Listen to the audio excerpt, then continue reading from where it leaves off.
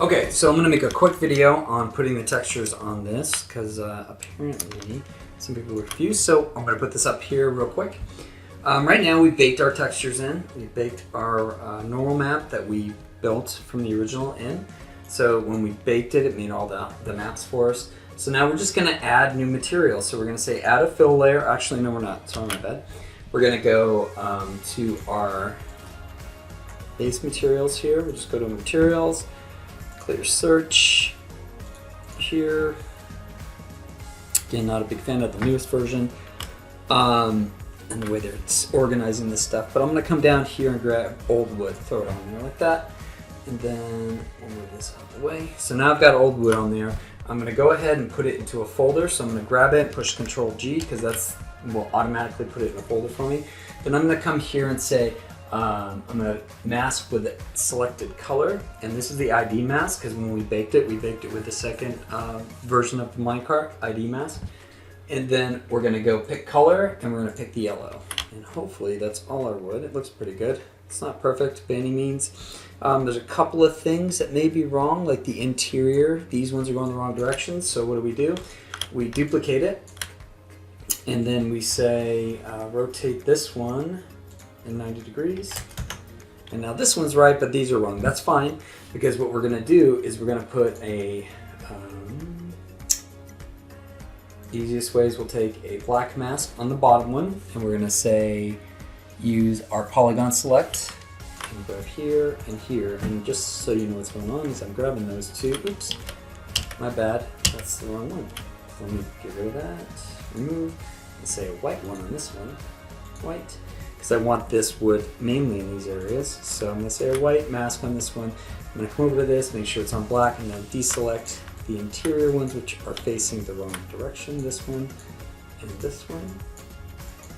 Okay, so now I've got all of them facing the right direction. This one's kind of moot, but we'll do it that way. And then I'm going to come up to this one, and now I've got them all facing the right direction. On the sides here are the wrong direction, so instead of going white, I'm going to go black because I don't want it anywhere. And I'm going to grab this one here and do the same thing. I'm going to grab the exact same ones. I could copy that mask and just bring it over here, but we'll just do it this way. So now I've got that in there. Now I'm going to do the metal. And there's more we could do, but for now that's good enough. So I'm going to go in here. I'm going to go to my metal. I'm going to find some kind of hard steel maybe. Something like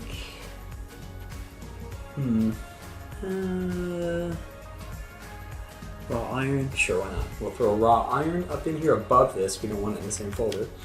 Okay. So here's our raw iron. I'm going to turn this off so we don't get confused about what we're looking at. Let me move the light around here. I'm not real crazy about the light I'm using, so in case you don't have yours set to the default panorama, if you do, all you need to do is come to panorama, put it back in. There we go. So there's our steel, our default steel. And the reason I'm using the default is because I want to put some rust on it. So the next thing I would do is leave that one full. In fact, if I wanted to, what I could do is just say, I'm going to put this in a folder again, Control G, or I could push the folder and have to drag it in, but Control G, call this metal.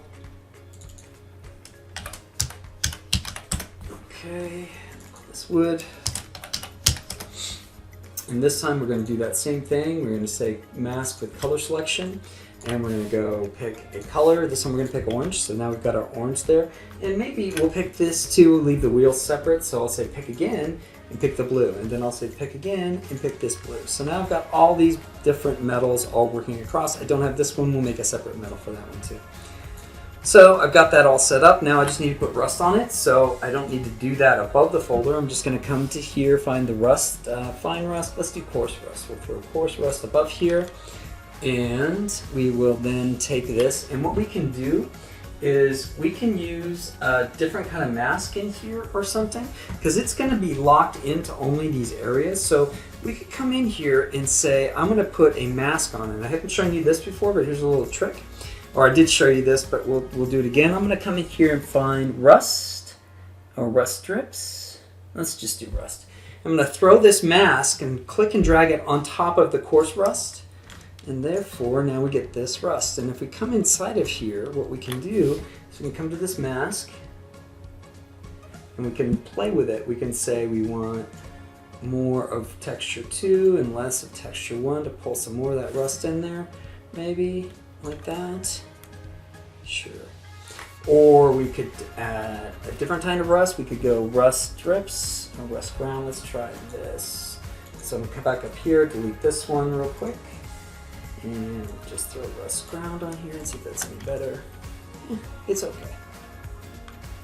And what you could do is you could do them both. So I could duplicate this layer, Control D, so it's a duplicate. Take this one off, remove, mask, and then take this one and put it back on.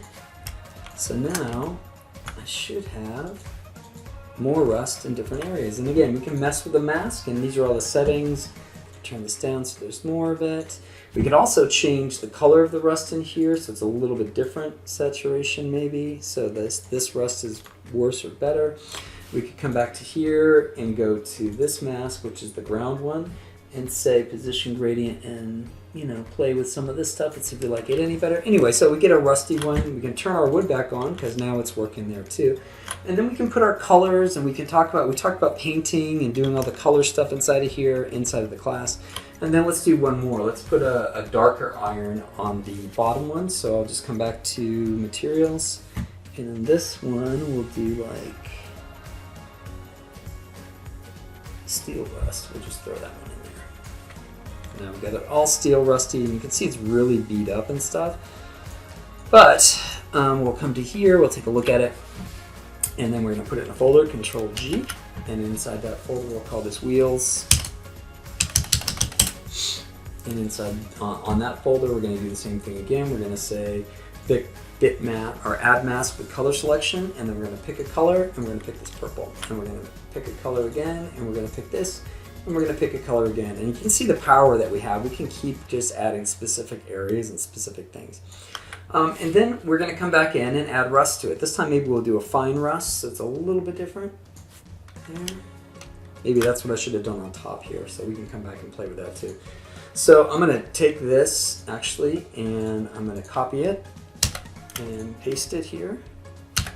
So I have a fine rust, then I'm going to copy this mask, and then I'm going to delete this whole layer. Well, actually, I'll just put a mask in here, and I will say, I think it's going to be a white mask, and then paste into mask, so I can move my mask around. It's not as easy as it is in Photoshop, but that way we get more our different kind of rust. And we can take this and delete it, and now we have this rust and that rust. And this rust may be too strong, so maybe we'll flip them, you know.